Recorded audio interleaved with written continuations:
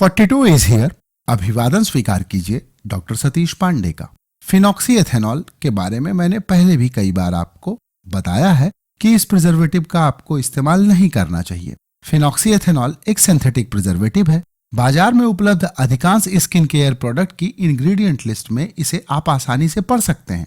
America और Europe में इसके 1% तक इस्तेमाल की इजाजत है, लेकिन नए अध्ययनों से इसके दुष्प्रभावों के बारे में अब हमें ज्यादा जानकारी उपलब्ध है। पहले इस प्रिजर्वेटिव को पैराबिन के सुरक्षित विकल्प के तौर पर कंपनियां प्रचारित कर रही थीं, पर आज फिनॉक्सी एथेनॉल के संभावित साइड इफेक्ट्स के बारे में भी हमें ज्यादा जानकारी उपलब्ध है।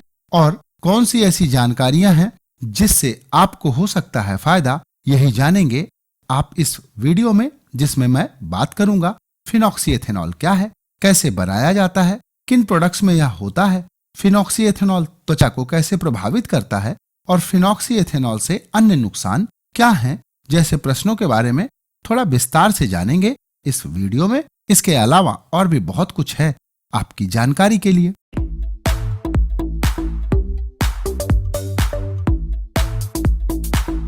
इस वीडियो को बनाने के लिए मैंने दर्जनों जो रिसर्च पेपर पढ़े थे, उनमें से काम के 8 रिसर्च पेपर का लिंक आपको डिस्क्रिप्शन में दे रहा हूं, जिसे पढ़कर आपको भी पता चलेगा कि आप जो इस्तेमाल कर रहे हैं वह कितना नुकसानदायक है।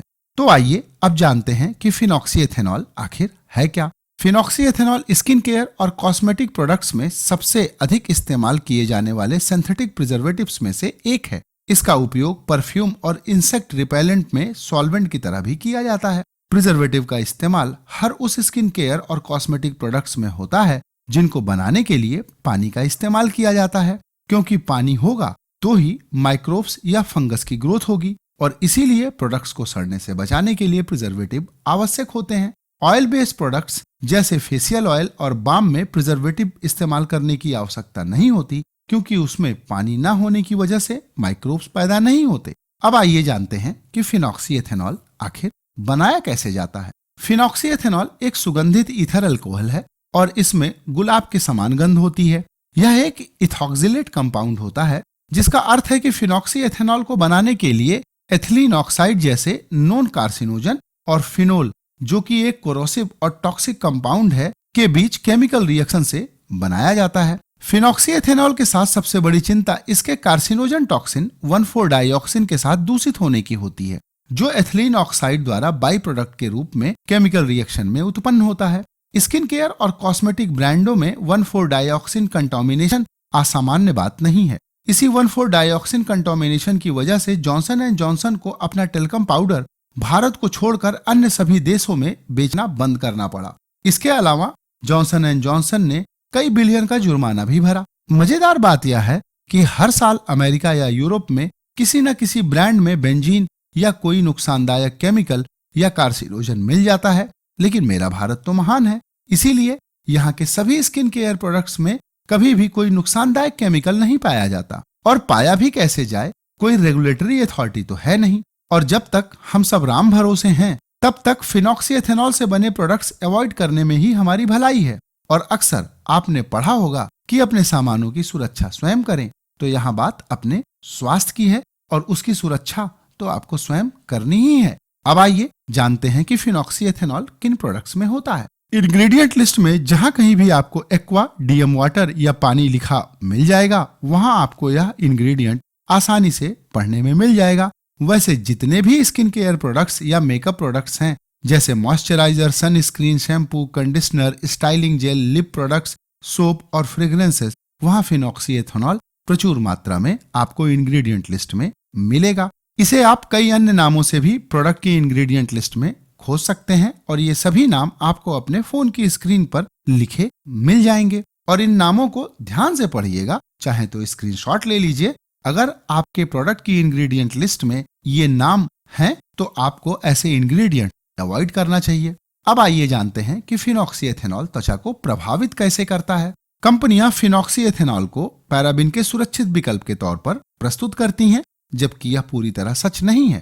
फिनॉक्सी एथेनॉल की लो कंसंट्रेशन त्वचा को इरिटेट कर सकती है, और इसीलिए यूरोपीय यूनियन ने इसे मुंह के चारों तरफ उपयोग करने के लिए एक टॉक्सिक केमिकल माना है। और दुर्भाग्य की बात यह है कि हमारे चेहरे पर लगाए जाने वाले जितने भी ब्रांड आज भारतीय बाजार में उपलब्ध हैं, उन सभी में फिनॉक्सीएथेनॉल मिला है और इसी यूरोपीय यूनियन के नाम का डंका पीटकर हमारे यहाँ की कंपनियां फिनॉक्सीएथेनॉल को सुरक्षित बताती हैं। यूरोपीय संघ और जापान दोनों ने कॉस्मेटिक उत्पादों में फिनॉक्सीएथेनॉल के उपयोग की दर को अधिकतम 1% तक सीमित कर दिया है। 243 लोगों पर किए गए एक अध्ययन के माध्यम से यह पता चला है कि लगभग 25% यानी 60 लोगों को 1% फिनॉक्सीएथेनॉल लगाने के बाद भी त्वचा में यह जलन का स्तर कैप्सेसिन यानी मिर्च के बराबर था। और अगर 1% से ज्यादा फिनॉक्सीएथेनॉल का उपयोग एक बार भी किया गया तो इसके उपयोग के 24 घंटे के बाद ही इसमें इंड्यूस सेल डेथ पाया गया है। सेल डेथ की क्षमता की वजह से ही यह आंखों में जलन भी पैदा कर सकता है। यानी अगर आपने 1% से ज्यादा फिनॉक्सीएथेनॉल इस्तेमाल किया तो सेल्स की डेथ हो सकती है। जब फिनॉक्सीएथेनॉल को क्लोरफेंसिन या इथाइल हेक्सल ग्लिसरीन जैसे प्रिजर्वेटिव के साथ कॉम्बिनेशन में उपयोग किया जाता है तो इसकी इरिटेशन पोटेंशियल और बढ़ जाती है। अक्सर आप फिनॉक्सीएथेनॉल के साथ इन प्रिजर्वेटिव्स के नाम जरूर इंग्रेडिएंट लिस्ट में पढ़ेंगे। फिनॉक्सीएथेनॉल हमारी त्वचा पर मौजूद कुछ लाभदायक बैक्टीरिया को मार सकता है जो स्किन माइक्रोबायोम का हिस्सा होते हैं। नग्न आंखों से दिखाई देने वाली त्वचा की परत को एपिडर्मिस कहते हैं और उस स्किन माइक्रोबायोम में 1.5 ट्रिलियन सूक्ष्म जीव होते हैं। यही सूक्ष्म जीव ह्यूमन स्किन के हेल्दी फंक्शनिंग के लिए इंपॉर्टेंट होते हैं। ये सूक्ष्म जीव त्वचा पर होने वाले किसी नुकसानदेह पैथोजन के आक्रमण के समय न सिर्फ इम्यून सिस्टम से कम्युनिकेट करते हैं बल्कि उस पैथोजन से लड़ते हैं और सूजन या इन्फेक्शन को कंट्रोल करने में मददगार होते हैं। और जरा आप विचार कीजिए कि अगर आपके फिनॉक्सीएथेनॉल कॉन्टिन्यूअस अप्लाई करने से ये सूक्ष्म जीव मर गए या कम हो गए तो आपके शरीर पर किस प्रकार का दुष्प्रभाव पड़ेगा। इसीलिए आपके स्किन केयर प्रोडक्ट्स में फिनॉक्सीएथेनॉल होने का मतलब है कि आप अपनी त्वचा को पैसे खर्च करके ऐसी बर्बादी के कगार पर ले जा रहे हैं जिसको रिवर्स करना किसी के लिए भी संभव नहीं है। अब आइए जानते हैं फिनॉक्सीएथेनॉल के अन्य नुकसान क्या हैं।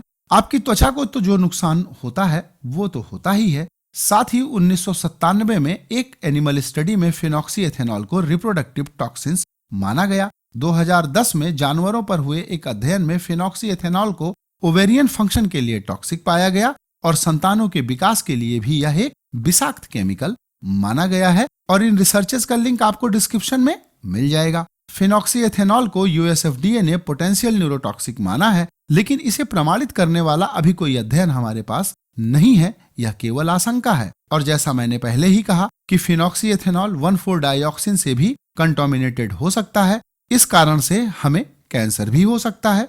और ऐसा ही जॉनसन के बेबी पाउडर के साथ हुआ जहां पे टेल्कम पाउडर 1,4-डाइऑक्सिन से कंटामिनेटेड था जिससे बहुत सारे उपयोगकर्ताओं को कैंसर हुआ और ये बात कोर्ट में प्रूव होने के बाद जॉनसन एंड जॉनसन को भारी जुर्माना भी देना पड़ा। पर दुर्भाग्य है कि भारत में आप ऐसा कुछ भी नहीं कर सकते। अमेरिका में एफडीए ने 2008 में नर्सिंग मदर्स को फिनॉक्सीएथेनॉल मिली निप्पल क्रीम के बारे में चेतावनी जारी करके फिनॉक्सीएथेनॉल और क्लोरफेंसिन से बने प्रोडक्ट्स इस्तेमाल ना करने की सलाह दी। एफडीए का मानना था कि ये दोनों केमिकल्स बच्चों के सेंट्रल नर्वस सिस्टम को डिप्रेस कर सकते हैं और साथ ही ये वोमिटिंग और डायरिया का कारण बन सकते हैं जिससे डिहाइड्रेशन की समस्या हो सकती है। और हिंदुस्तान में बेबी सेफ प्रोडक्ट बनाने वाली कंपनियां इसी फिनॉक्सीएथेनॉल का इस्तेमाल प्रिजर्वेटिव के तौर पर करती हैं। इसीलिए कॉस्मोस और इकोसर्ट ने फिनॉक्सीएथेनॉल को ऑर्गेनिक नहीं माना है और यह उनके सेफ प्रिजर्वेटिव की लिस्ट में नहीं है। ब्रांड्स और कंपनियां बार बार यह दावा करते हैं कि फिनॉक्सीएथेनॉल सुरक्षित है। वो ऐसा सिर्फ प्रॉफिट के लिए करते हैं क्योंकि इसकी बहुत कम मात्रा इस्तेमाल होती है और यह बहुत सस्ता भी पड़ता है। अमेरिकी एफडीए और यूरोपीय यूनियन के 1% तक फिनॉक्सीएथेनॉल के इस्तेमाल की इजाजत मिली हुई है, यह बात सत्य है। लेकिन इस 1% की आड़ में आप आज जितने भी स्किन केयर या कॉस्मेटिक प्रोडक्ट इस्तेमाल करते हैं उन सभी में यह इंग्रेडिएंट नॉर्मल सा हो गया है और इसके ज्यादा इस्तेमाल के नुकसान तो मैंने आपको पहले ही बता दिए। ब्रांड्स अक्सर ये कहते मिल जाएंगे कि हमने फिनॉक्सीएथेनॉल 0.2% से लेके 1% तक ही इस्तेमाल किया है। मान लीजिए आप प्रतिदिन 0.2% पर प्रोडक्ट के हिसाब से 5 प्रोडक्ट दिन में इस्तेमाल करते हैं तो 1% की उच्चतम मात्रा तक तो आप आसानी से पहुंच जाएंगे। और भारतीय कंपनियां कितनी फिनॉक्सीएथेनॉल का इस्तेमाल करती हैं ये बहुत कम ही प्रोडक्ट की इंग्रेडिएंट लिस्ट में वे डिस्क्लोज करती हैं। जरा सोचिए 0.5% या इससे ज्यादा मात्रा हुई तो आपकी स्किन को कितना ज्यादा नुकसान आप स्वयं पैसे खर्चा करके पहुंचा रहे हैं। आज हमारे घरों में लगभग जितने भी स्किन केयर प्रोडक्ट्स इस्तेमाल हो रहे हैं उनमें से अधिकांश में आपको यह इंग्रेडिएंट मिल जाएगा। और मजेदार बात यह है कि हमारे पास इस बात के सबूत मौजूद हैं कि जानवरों में फिनॉक्सीएथेनॉल रिप्रोडक्टिव टॉक्सिन्स माना गया है और यह ओवेरियन फंक्शन को भी बाधित करके संतानों की विकास में बाधा पहुंचाता है। फिर भी अपने को प्रेगनेंसी सेफ का लेबल देने वाले ब्रांड धड़ल्ले से इस इंग्रेडिएंट का इस्तेमाल करते हैं। एक बात ध्यान से समझ लीजिएगा, काली मर्सिडीज में चलने वाले इन सेठों को आपके जीने या मरने से कोई फर्क नहीं पड़ता। यह जितनी बड़ी बड़ी बातें बिजनेस पेपर में करते हैं, असल में वो जो कहते हैं वो करते नहीं हैं, और वो जो करते हैं उसके बारे में कहने के लिए गुर्दे में दम होना चाहिए। और इसीलिए आलोचना करने वाले को प्रताड़ित करने के तमाम तरीके इन कंपनियों के पास हैं।